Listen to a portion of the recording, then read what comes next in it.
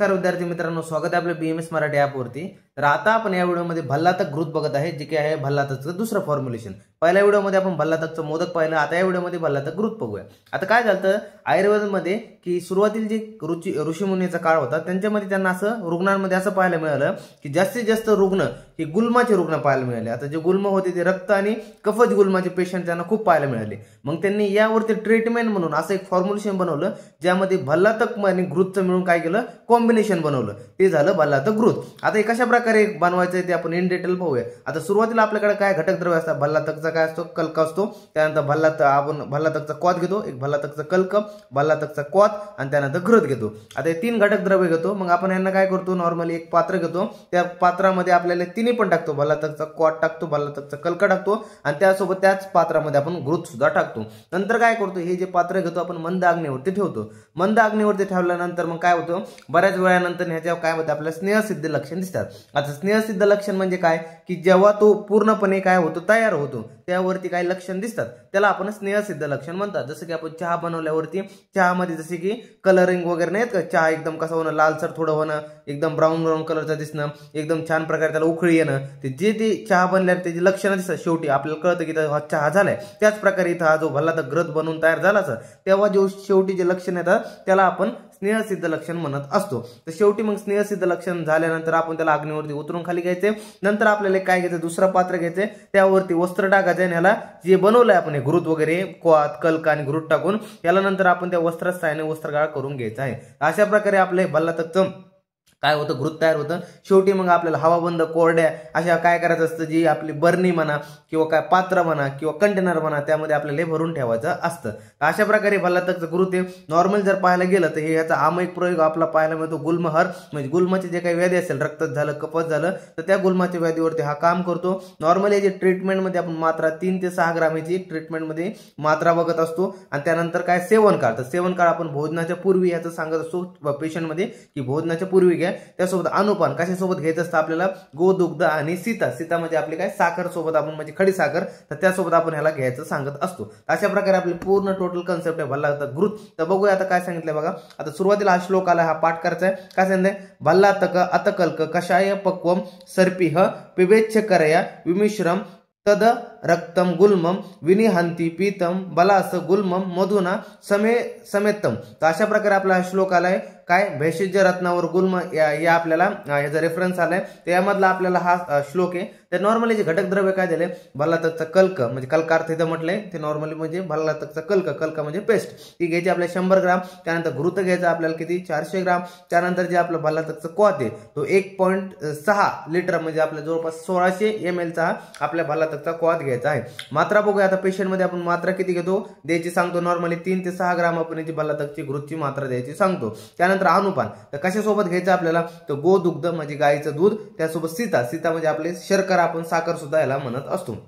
नंतर सेवन काळ, आता सेवन काळ जर म्हटलं तर सेवन काळ त्याला भोजन पूर्व म्हणजे भोजनाच्या पूर्वी आपला याचा सेवन काळ सांगितलं, ध्यानात ठेवा। आमयिक प्रयोग, तर आमयिक प्रयोग काय दिलाय, गुल्महार, तर गुल्महार जेवढे काही गुल्माचे पेशंट आहे म्हणजे गुल्माचे आपल्याला डिसीज पाहायला मिळतात, तर त्यामध्ये रक्त आणि कफत जे गुल्म आहे तर त्यावरती हा आमयिक प्रयोग याचा सांगितलेला आहे। समजलं। आता बघा याचं काय सांगितलंय, आता आपण बघूया भल्लातक जे आहे आपलं, तर भल्लातकची निर्माण विधी बघूया काय सांगितली। आता निर्माण विधी बघा काय म्हटलंय की आता जो भल्लातकचा कल्क घ्यायचा आहे, नंतर भल्लातकचा क्वाथ घ्यायचा आहे आणि गोघृत घ्यायचंय।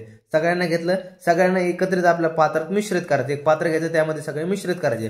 नंतर मंद अग्नीवरती ठेवून त्याला हलवत राहायचं, मंद अग्नीवर ठेवायचं आणि त्याला हलवत राहायचं। हलवत करायचं कारण की जो आपला घृत असेल, जे क्वाथ असेल, जो कल्क असेल, तो बुडाशी कुठे चिटकायला नाही पाहिजे, म्हणून आपण काय करतो, त्याला हलवत राहत असतो। मग नॉर्मली हलवत राहायचं। जेव्हा स्नेहसिद्ध लक्षण आपल्याला दिसले तर शेवटी काय करायचं, आपल्याला ते उतरून घ्यायचंय आणि उतरून घेतल्यावर नंतर त्याला वस्त्रगाळ करायचे आहे। वस्त्रगाळ काढल्यानंतर आपल्याला थंड होऊन द्यायचे। मग स्वच्छ कोरड्या आणि हवाबंद असे कंटेनर, बाटली म्हणा किंवा पात्र म्हणा किंवा बरणी म्हणा, तर यामध्ये आपल्याला भरून ठेवायचं आहे। अशा प्रकारे आपला भल्लातक घृत तयार होतं। आता याचं बघूया, सगळं आयुर्वेदिक टर्म झाल्या। आता पेपरमध्ये आपला फार्माकोडायनामिक्स वगैरे जर विचारलं तर त्यामध्ये आपण कशा प्रकारे लिहू शकतो। आता जे भल्लातक आहे, सुंठी, पिंपळी हे काय करतात, यामध्ये आपल्या अँटीपायरेटिक आणि अँटी इन्फ्लामेटरी अशा प्रॉपर्टी पाहायला मिळतात। बघा काय म्हटले, अँटीपायरेटिक आणि अँटी इन्फ्लामेटरी प्रॉपर्टी। आता काय होतं, नॉर्मल जे भल्लातक आहे, सुंठी, पिंपळी, inhibit the production of pro inflammatory cytokinin and reducing the fever and inflammation. आता यामध्ये काय होतं, जे अँटी इन्फ्लामेटरी म्हणलं प्रॉपर्टी म्हणजे बॉडीमध्ये सूज वगैरे न येऊन देणं, ते झाली अँटी इन्फ्लामेटरी प्रॉपर्टी. आणि अँटीपायरेटिक म्हणजे प्रॉपर्टी जशी की मागच्या 1-2 लेक्चरमध्ये तुम्हाला माहितीच असेल. अँटीपायरेटिक म्हणजे काय, की आपल्या जो बॉडीचं काय होतं थर्मोरेग्युलेटरी सेंटर आहे, म्हणजे तिथं जाऊन आपलं काय करते नॉर्मली बॉडीचं टेम्परेचर मेंटेन करण्याचं काम तर हे करतं. त्यामुळे जे आपल्या बॉडीमध्ये फीवर वगैरे आला असेल तर ते सुद्धा भल्लातक झालं, सुंठी झालं, पिंपळी झालं, तर ह्यांचे जे ऍक्टिव्ह कॉन्स्टिट्यूएंट असू द्या किंवा ऍक्टिव्ह कंपाऊंड असं, तर त्यामुळे आपल्या बॉडीमध्ये जे फीवर आहे तर ते कमी करण्याचं काम सुद्धा हे करतात. आता अशा प्रकारे होतं. आता बघूया हिपॅटो प्रोटेक्टिव्ह इफेक्ट. हिपॅटो प्रोटेक्टिव्ह इफेक्ट म्हणजे काय होणं, की लिव्हरला प्रोटेक्ट करण्याचं काम हे एक प्रकारे करतात. नॉर्मल काय करतात, जे भल्लातक झालं, त्यानंतर मुलाठी झालं, हे मुलाठी ते प्रमोट काय करतात, लिव्हरचे फंक्शन काय करतात, वाढवतात चांगल्या प्रकारे. त्यानंतर काय होतं, त्यामुळं protect liver cell from damage, जे काय आपले लिव्हर सेल डॅमेज वगैरे होणार होत्या किंवा डॅमेज होतात तर त्यांना काय करतात, प्रोटेक्ट करण्याचं काम करतात आणि कुठेही डॅमेज होऊन देत नाही.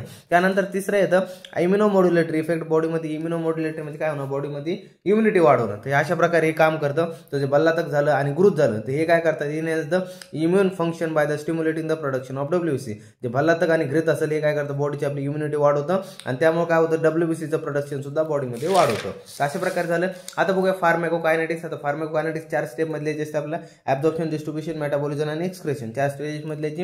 आता सुरुवातीला ऍब्झॉर्प्शन काय सांगितलं बघा, काय म्हटलंय, जे आपल्याला काय घ्यायचंय ते टेकन ओरली द काय म्हटलंय द डिकॉकेशन अँड पेस्ट. आता जे आपण करतो ओरली घ्यायचं आहे, डिकॉकेशन म्हणजे द कॉथ असतो, पेस्ट म्हणजे आपली कल्क असते. तर आपल्याला काय करायचं, टेकन ओरली मुखाद्वारे घ्यायचं, डिकॉकेशन म्हणजे आपला कॉथ आणि पेस्ट म्हणजे कल्क. तर कोई दिलंय कॉथ आणि कल्क आर ऍब्झॉर्ब गॅस्ट्रो इंटेस्टायनल ट्रॅक. तर आपल्या काय होतं, जे गॅस्ट्रो इंटेस्टायनल ट्रॅक मध्ये काय होतं, डायरेक्ट ऍब्झॉर्ब होता.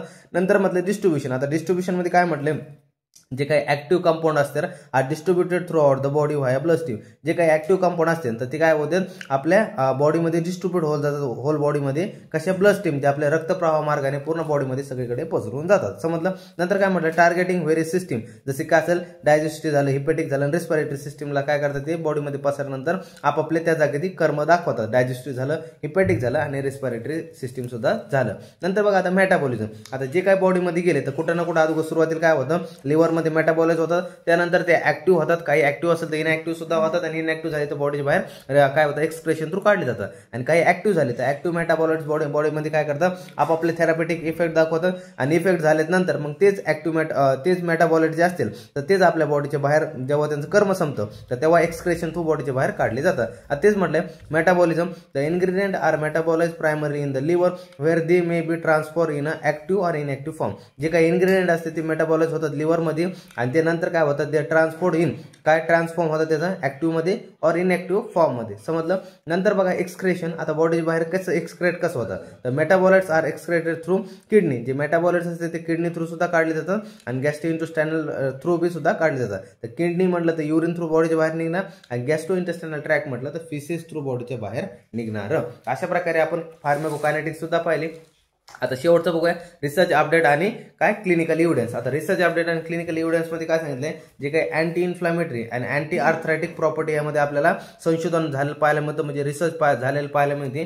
जे काही आपलं भल्लातक आहे तर भल्लातक पासून जे काही आपण फॉर्म्युलेशन बनवलंय तर जे भल्लातकचं आपण जे ग्रुथ बनवलंय तर ह्यावर नॉर्मल काय होतं, अँटी आर्थरायटिक प्रॉपर्टीवरती सुद्धा हिने काय रिझल्ट दाखवलेले आहे. बघा काय म्हटलंय, रिसर्च ऑन भल्लातक has demonstrated potent anti inflammatory effect. जे काही भल्लातकवरती स्टडी झाला होता त्यामध्ये असं दिसून आलं की हा अँटी इन्फ्लामेटरी इफेक्ट दाखवतो, म्हणजे बॉडीमध्ये कुठेही सूज वगैरे आली तर त्याला कमी करण्याचं काम दाखवतो, हा अँटी इन्फ्लामेटरी इफेक्ट दाखवतो. नंतर काय म्हटले, a studies publish in the Indian journal of pharmacology showed that the semecarpus anacardium reduce joint inflammation in and arthritis. आता यामध्ये काय पाहायला मिळालं की एक स्टडी झाली होती, त्या स्टडीमध्ये एक पब्लिश केला होता एक पेपर, त्यामध्ये असं पाहायला मिळालं जे इंडियन जर्नल ऑफ फार्माकोलॉजी त्यामध्ये असं पाहायला मिळालं जे सेमिकार्पस anacardium आहे म्हणजे आपला कोणी भल्लातक आहे तर त्यामध्ये जे काही आपले जॉईंट असेल आर्थरायटिसचे कंडिशन असेल. आता आर्थरायटिस मध्ये काय असतं, जे काही जॉईंट असतात जॉईंटच्या ठिकाणी आपल्याला इन्फ्लामेशन पाहायला मिळतं, म्हणजे खूप सारं एकदम तीव्र स्वरूपाचं इन्फ्लामेशन सूज असते त्या जॉईंटच्या ठिकाणी.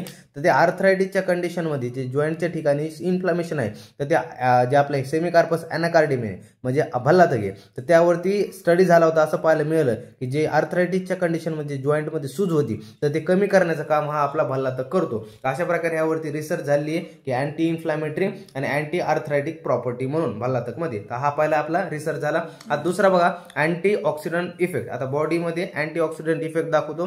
आता म्हणजे हा काय, तर काय होतं जेव्हा बॉडीमधून बाहेर काही फॉरेन पार्टिकल बॉडीमध्ये येतात तर ते आपल्या बॉडीला काय करतात, ऑक्सिडेटिव्ह स्ट्रेस देतात, म्हणजे बॉडीमध्ये काय करतात, डॅमेज करतात. त्यामुळे आपले जे सेल्स असतात तर ते सेल्स मरून जातात. तर ते काय म्हटलं, जे भल्लातक आणि घृत आहे यांचं जे कॉम्बिनेशन करून आपण जे काही बनवलं भल्लातक घृत, तर हे काय करतात, जे अँटी ऑक्सिडंट इफेक्ट दाखवतात, म्हणजे जे काही बाहेरून फॉरेन पार्टिकल येतात तर त्यांना न्यूट्रलाइज करण्याचं काम करतात आणि त्यांना मारण्याचं काम करतात. त्यामुळे जे काही ऑक्सिडेटिव्ह स्ट्रेस आपल्या बॉडीमध्ये तयार होणार होता तर त्यापासून जे सेल्स मरणार होते तर ते सेल मरत नाही, आपल्या सेल तशाच तशा बॉडीमध्ये चांगल्या राहतात. आता बघा काय म्हटलंय, जे भल्लातक घृत आहे आणि व्हेन इट्स कॉम्बिनेशन ऑफ भल्लातक ghee provide a strong antioxidant defence protecting cell from the oxidative stress. तर काय म्हटलं, जे भल्लातक आणि घृतचं आपण कॉम्बिनेशन बनवले, जे भल्लातक घी आपण घृत बनवले, तर त्यामुळे आपल्या बॉडीमध्ये स्ट्रॉंग अँटीऑक्सिडंट डिफेन्स बॉडीमध्ये तयार होतो, जेणेकरून काय होतं, आपल्या protecting cell from oxidative stress, जे काही बाहेरून आपले फॉरेन पार्टिकल आपले डॅमेज करणार होते तर ते आपल्या शरीराला कुठेही डॅमेज वगैरे करत नाही. त्यामुळे अशा प्रकारे अँटीऑक्सिडंट इफेक्ट सुद्धा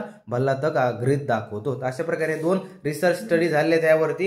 हे ध्यानात ठेवा, पेपरमध्ये विचारत तर नाही, पण जर ऑड क्वेश्चन पेपर पडला आणि रिसर्च अपडेट लिहा तर आपल्याला ते 2 किमान ध्यानात आले पाहिजे त्यामध्ये लिहायला. तर तुम्हाला इन डिटेल हे कळलं असेल. अशा प्रकारे आपण फार्माकोडायनामिक्स, फार्माकोकायनेटिक्स, त्यानंतर हे जे झालं त्यानंतर आपण जे भल्लातक घृतची निर्माण विधी सोपी होती. त्यामध्ये आपल्याला सुरुवातीला फक्त 3च घटक द्रव्य घ्यायचे, भल्लातकचा कल्क घ्यायचा, भल्लातकचा क्वाथ घ्यायचा आणि गृहघृत घ्यायचे. नॉर्मली हे सगळ्यांना एका पात्रात टाकायचं, शेवटी मंद अग्नीवर ठेवून आपल्या काय करायचं, त्यांना हलवत राहायचे. शेवटी जेव्हा स्नेहसिद्ध लक्षण दिसतात त्याला उचलून घ्यायचे आणि मग उचलून घेतल्यानंतर वस्त्रगाळ करायचे, थंड होऊन द्यायचे आणि स्वच्छ कोरड्या हवाबंद कंटेनर किंवा बाटली किंवा पात्रामध्ये किंवा बर्नीमध्ये सुद्धा याला भरून ठेवू शकतात. अशा प्रकारे ऑर मध्ये शब्द आहेत, वापरू शकता तुम्ही. अशा प्रकारे आपलं भल्लातक झालेलं आहे. इथं पूर्ण भल्लातकचं घृत तुम्हाला कळलं असेल इन डिटेल. ध्यानात ठेवा, मात्रा 100 ग्राम, 400 ग्राम आणि त्यानंतर 1.6 लिटरची जी मात्रा आहे. मात्रामध्ये टोटल याची 3 ते 6 ग्राम आपण पेशंटमध्ये रेफर करीत असतो. अनुपान गोदुग्ध आणि सीता सेवन काल दिलाय भोजन पूर्व आणि आमयिक प्रयोग दिलाय गुलमहर. ध्यानात ठेवा, हा IMP जे इथं श्लोकमध्ये पण आला बघा,